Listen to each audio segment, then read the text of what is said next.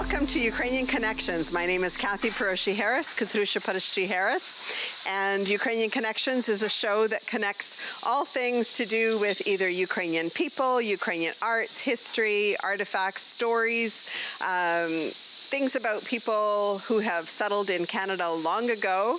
And today we have a special guest. Today we've been invited to the farm of Bernie Kampoff. Yep. And we have also his daughter Emily with us today. And Bernie, I understand your grandmother was Ukrainian? Yeah, so my mother's originally from Winnipeg, and her family, both sides were Ukrainian.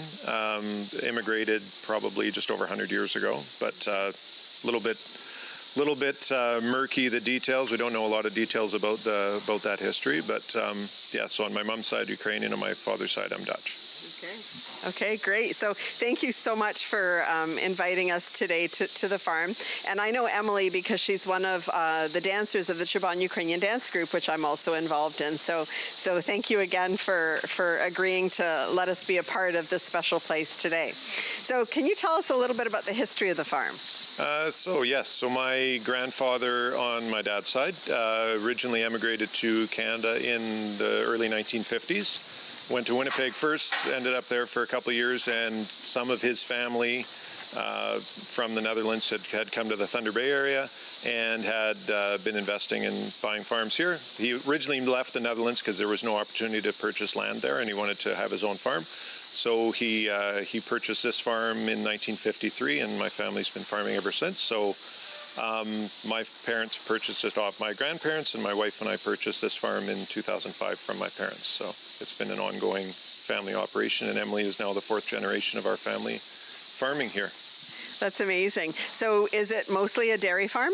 Yes. So when it started out back in the early 50s, it was a mixed farm. They had dairy cattle, they had chickens for laying eggs, for hens for laying, and they also grew potatoes for sale. And since then, it made more sense to specialize into dairy. So yeah, as long as I can remember, we've only had dairy cows on this farm. So you can see behind us here, we have quite a few cows. Emily, do you know all their names? Yeah, I'm the one that usually gives them their names. Awesome. And you might see this dog in front of us that is a disguised cow, black and white. I love that. That's pretty awesome. This is Molly. So can you tell us a little bit about how many cows you have, what that involves, and how many are milkers and not, etc.? Absolutely. So we're in the milking barn. So our milking barn has right now there's about 170 cows in the barn. We have one other farm that's about a mile down the road that we have 55 milking cows in. So this is where the milk is produced. So every one of these cows have to have a calf. They're all female. They have to have a calf before they start producing milk. And the life cycle of a cow would be they have their first calf when they're about 2 years of age and start producing milk. We milk them for about 10 or 11 months, and then we give them what's called a dry period. They have kind of a holiday for 2 months, and then they'll have another calf, and the cycle repeats. And that kind of mimics what would happen for large mammals like this in nature. They're domesticated animals, but that's a moose or a deer, for instance, would be giving birth once per year. And so the average cow in this barn is probably about 6 or 7 years old. A really old cow would be a 10-year-old cow. So we are normally having about 25% of the cows would be leaving in any given year, and then we raise up the calves to replace the cows in this herd. So we're always it's an ongoing thing that new cows are coming in. Dairy cows are season independent, so they don't calve all at one point in the year. So we have cows calving year-round, on average about 5 or 6 calving every week on this farm. And so it's an ongoing thing that we're having calves born, cows starting to milk, and then cows going dry every couple of months and stuff like that. So how do you keep track of which cow is doing what? So this is we're quite automated on this farm. So every cow, as you can see, they all have ear tags, and they're all wearing a collar. And the equipment that does the milking is all computerized. So you can see this thing here. If you can zoom in on that. That tag on the collar is, it's kind of like a Fitbit. So it tracks the cow. It tracks who the cow is when the cow walks into the milking stalls. And it also, it tracks her movement. And it's placed on the side of her neck where it is, so it can actually track how often she chews. So a big part of how cows digest feed, because we'll get a little bit later, we'll talk about what they're eating. But a big part about how they digest feed is when they're resting, they chew the feed again. It's called rumination. So, and that's also an indicator of how healthy the cows are. So we have software that tracks how much milk the cows are producing, how active they are, and how much they chew. So we can accurately figure out if a cow's having problems or something, if there's a health issue with a cow. We have data from our software that tells us that, because we've got all this data being produced by these tags the cows are wearing. Does it also tell you when a cow's in labor? We don't have that, but it'll tell us an indication, and we have a pretty good indication when a cow's going to be calving, because all the cows in this barn are bred artificially. So we have a date that they're usually going to calve within about a week period, and we can see that in the other barn if we walk over there. But it gives us an indication of within a day or two. But it's one thing it does do. It tracks, like I said, the cows are bred artificially. There's a small window when we breed cows. It's about 8 or 10 hours when they're receptive to getting pregnant, and that tracks when they're in heat. So we get information on the heat status of a cow from the data from their tags. Okay. Yeah. Okay. So Emily told me that when I was coming to the farm that I would need to be ready for the smell. And I just want to comment for those of you who are watching us and not actually here, I would describe the smell as sweet. Like it doesn't smell like manure or like a bad smell. It smells like a sweet smell. Might be smelling the feed that they're eating. Might be smelling the feed. Well, and right now it's a windy day, so the barn's designed to let as much wind or natural airflow go through it as possible. And on a day like today, there's any smells would be carried out and through the other side of the barn, because we're on the upwind side of the barn. But obviously for Emily and I working here every day, we're kind of nose blind to any smells anyways. But I certainly don't think it's offensive, but some people might have different opinions, I guess. So you talked about the wind coming through here. So tell me a little bit about cows and the winter time and the summer, and how you keep them cool, how you keep them warm. Okay. So this barn, being in Northern Ontario, the weather can get down to -40 occasionally. The way the barn's designed, both for the milking equipment, for the feeding and watering equipment, we have to keep it above freezing. So the barn has an insulated ceiling, the end walls are insulated, and then as you can see, in the background, it's wide open. They're called curtain walls, so that's kind of like an air mattress on its side, and it's fully automated. If the temperature drops enough, they will inflate, and it seals the barn up from the outside air. All the heat in this barn, to keep it above freezing in the winter, is produced by the cows. So the cows produce a lot of heat, and they also produce a lot of moisture. So it's in the wintertime. The summertime it's easy because we just open everything up and the breeze blows through. In the wintertime it's a bit of a balancing act to keep the barn warm enough to keep it above freezing, but to move enough air through to get the moisture leaving the barn too. So, and that's something that we've learned over the years to manage properly. Cows themselves would much prefer the weather to be cool. Being large animals, they are happiest anywhere from -10 to probably +10 degrees Celsius. And once it gets above 20 or 22 degrees Celsius, they start feeling a little bit of stress from that. So we have large fans in the barn. Like I said, the barn's fully open to let the breeze go through. And in the summertime, we just try to move as much air through the barn to keep them comfortable. Wow, that's a great introduction to this. So we're going to take a quick break, and we'll be right back to Ukrainian Connections.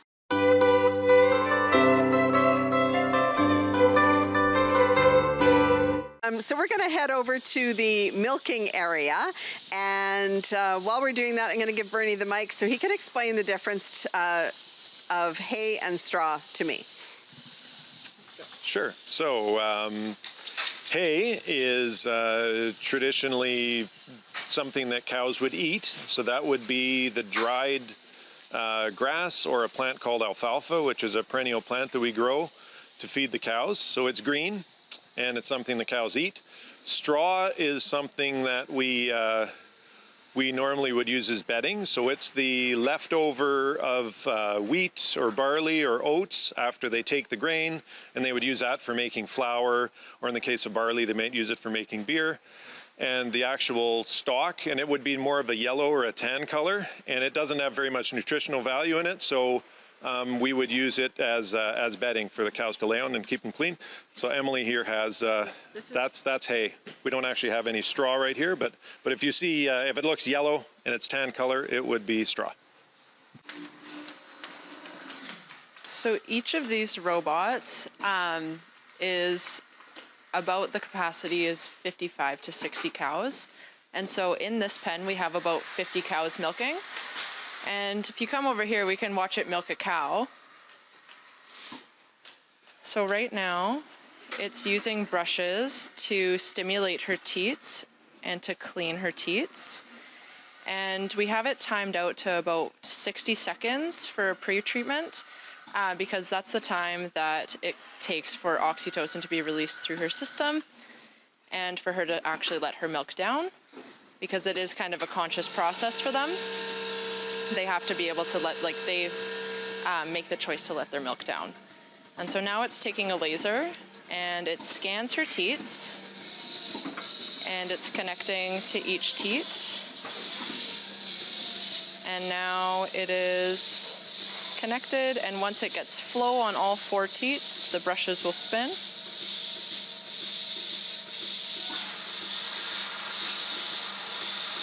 And she's producing milk. So it takes the average cow about 6 minutes to milk, and cows have freedom to get milked any time of day or night. This equipment runs 24 hours a day. And the cows kind of make their own schedule. So right now it's mid-afternoon. This cow is getting milked right now, and the average, like I said, is around 3 times per day. So she's probably getting milk some point in the evening and then at some point overnight. And different cows have different schedules, and they all kind of figure out their own schedule. When a cow's first had a calf, they produce more milk, and they will be milked a little bit more often. The software allows them to get milked more often, and then just before they go dry, before the period when they have their next calf, their production drops, so it actually, the software lowers the amount of access they have to get milk. So the average cow, so this cow we have in here today, she is averaging 47 liters, so she's one of our better cows. The average cow in the barn right now is just under 40 liters of milk per day. You can see inside there, we've got the milk going into the jar. When it enters this jar, it's a closed system. It's very warm. It's the same body temperature as the cow. It'll get pumped as soon as this cow is milked. It's being weighed right now to measure the amount of milk this cow gives, and that's important data for us to know the health of the cow. And when this cow's milking is done, which will be in about 5 or 6 minutes, it'll take this milk, it'll pump it into a tank in the other end of the barn, and it gets cooled almost instantly down to the same temperature that it is in your fridge. So this equipment has been, we first installed milking robots in 2011, so it's relatively new technology, but Canadian dairy farms are probably moving. There's probably close to half of Canadian dairy farms have milking robots now. One of the big benefits for the cows is cows in nature, they're prey animals, so they don't like surprises, and anything that's new is always kind of bad. So when they walk into the milking stall, it's very consistent. The computer does everything in the same order, at the same speed, makes the same noises, and it's very predictable for the cows, so they really respond positively to that. While the cow's being milked, she's also getting fed a high-energy treat, and that does 2 things. It's energy that she needs for part of her nutrition, and it also encourages them to come into the stall and keeps them calm when they're being milked. But everything they're doing is fully voluntary, so we didn't have to go and get this cow or force her to be milked or anything like that. The cow came in on her own. She's eating her treat. She's being milked. She's very relaxed, and and that's happening 24 hours a day. Cows are being milked. So are they waiting in a queue on the other side of this machine? So like I said, the cows they have the ability to get milked or lay down or go and eat or socialize with each other. There always is one or two cows waiting, and they know the sounds the machine makes. Like right now, we can see that a couple of the cows' teats have been emptied. So the cups have already dropped off. So the other cows waiting to come in know the sound that makes, and as they come off further, they'll know that, oh, she's about to get let out and it's my turn, or maybe I can sneak past. There's always a little bit of a competition for cows to get in, and it's really amazing to watch how the cows have adapted positively to the system. And like you said, yeah, there is a queue of them coming in, and they know exactly when it's time to open up the gate and let them in, and it works. It's worked really well for us. So once the milk is chilled and you've got it out in this tank, what happens to it from there? So in Canada, we have a very organized marketing system for dairy. So I own a quota, which is my little piece of the Ontario market, and it gets sold to an entity called the Dairy Farmers of Ontario, which is a cooperative that every dairy farmer in Ontario is a part of, and they in turn sell it to the processors. So milk that's being produced on this farm might be getting processed locally, it might be getting processed somewhere else in Ontario, or because we have a national milk market, it might go somewhere else in Canada. So I don't really have a lot of control over that, but the system works well at the scale we're at to produce milk that the consumers need, and that's we get milk picked up from our farm every 2 days. Every other farm does too, and that's to keep it fresh. And one other thing about the entire system, so the entire system shuts down 3 times per day and does an automatic wash. Because we're producing food here, it's, like I said earlier, a closed system to keep everything clean and to keep everything hygienic. The whole system shuts down and does a sanitizing wash 3 times a day. Okay, so thank you. We're going to be take a quick little break here, and we'll be right back.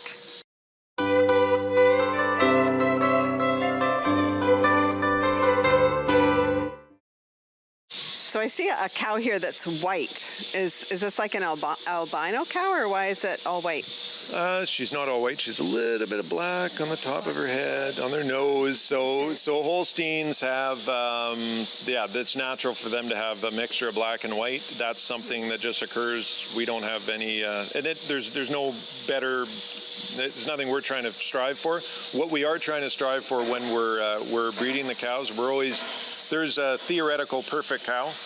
It's a little bit more than just a beauty contest, but we're trying to breed cows that will be an improvement over their mothers all the time, both in the way they look, how efficient they are with the feed they eat, and in health traits. So we're trying to minimize anything that potentially could be a challenge for a cow to live a long, healthy life and a productive life. And part of that is through the way we choose the bulls that we breed the cows to. So we're always, if we see one cow that maybe we like to see a little bit more curve on her leg, for instance, because it'll help her move around a little bit better, we can choose a bull for a particular cow that'll improve that trait. And that we choose individually for every cow in the barn when we breed them. Okay. So Emily, what's your favorite part of running a dairy farm?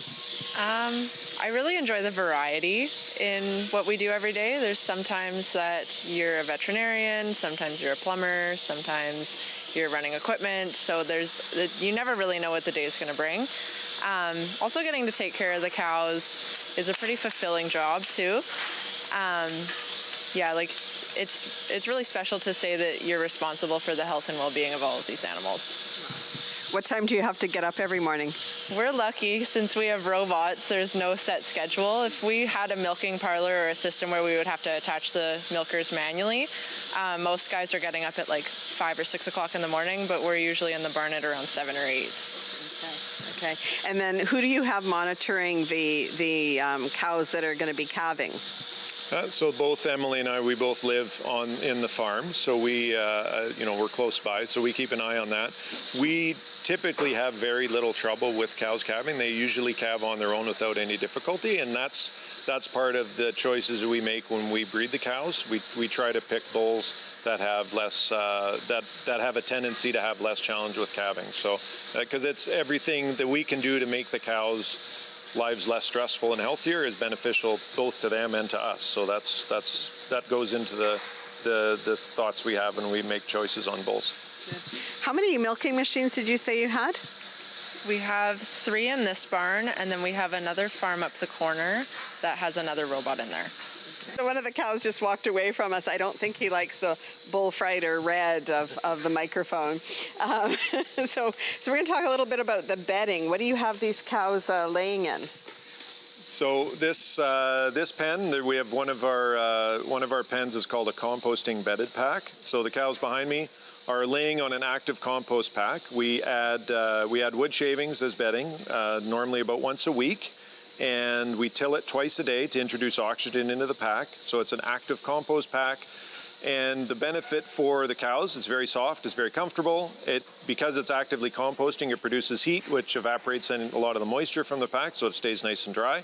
And the cows have the freedom to lay out, stretch out, lay whatever which way they want. So it works really well for the cows. It takes a little bit more building, and it takes more bedding than what we have in the other pens. But so it's a compromise like most things are. We've chosen to have one pen like this.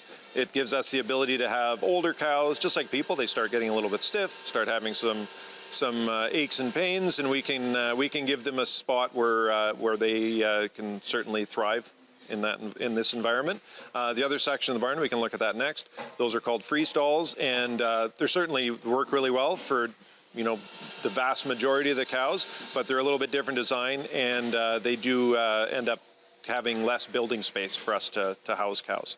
Okay. So I was wondering whether cows were like horses where they don't lay down to sleep, but I'm seeing here that they're laying down and they're quite comfy and cozy, and they look very comfy. So let's go take a look at the other spot. Now we're in a different part of the barn. Tell us about this part and a little bit about cow hooves.